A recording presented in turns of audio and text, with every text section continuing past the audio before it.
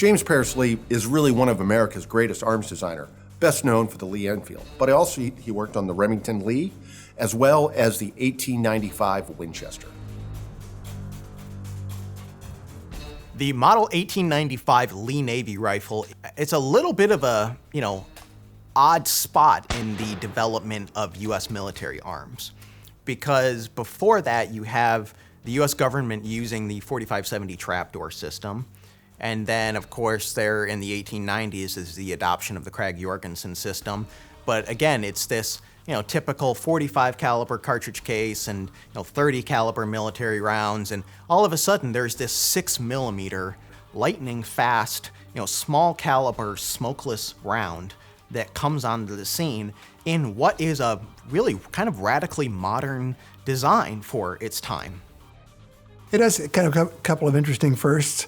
It was the first rifle in U.S. inventory to be actually listed, its caliber listed in millimeters. It was 6mm.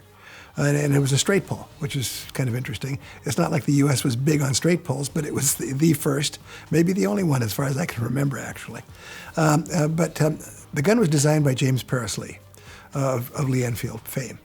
And he'd noticed there were some other straight pulls out there that were fairly successful. The Schmidt-Rubin Swiss 1889 and the 1895 Austrian Steyr-Mannlicher. So he thought, well, why not come up with my own device? And he did. It was an interesting gun. Unlike the European guns, his gun did not have a rotating bolt head.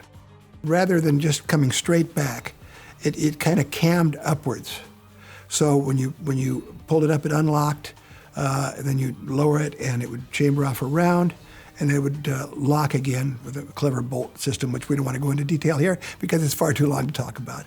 But let it suffice to say that it worked quite well.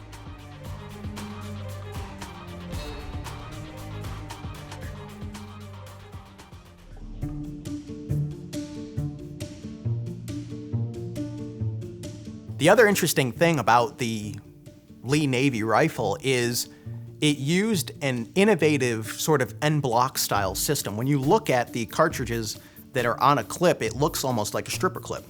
But really, the entire clip and all 5 rounds go into the action at the same time. And the bottom of the magazine is open. And when you load the gun and start firing after the second shot, that clip drops out of the bottom of the rifle. Now, the Lee Navy rifle also had an innovative feature where, unlike the Mannlicher and unlike the Carcano and a lot of these guns that use en-bloc clips, you actually didn't need the en-bloc clip in order to load and fire the rifle because the feed lips were machined integrally into the inside of the receiver as well. The gun itself saw, limited usage, and it was decided there were some problems with it. The extractors broke. And the main problem was that the smokeless powder round itself was found to actually erode the bore. Plus, the military just didn't need another proprietary cartridge in its inventory.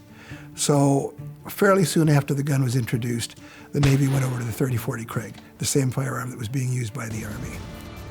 One of the more interesting historical aspects to the 1895 Lee straight pull is that there were 53 of them on board the USS Maine on the night of February 15th, 1898, when she blew up and sunk in Havana Harbor. The guns were later recovered by the Francis Bannerman Company of New York. They had been in about 40 feet of water for 12 years or so, and were not in the greatest condition when they were brought up during the reclamation efforts on the Maine. But the nice thing about their recovery is the serial numbers of all 54 guns were published in the catalog from Bannerman's that came out in subsequent years.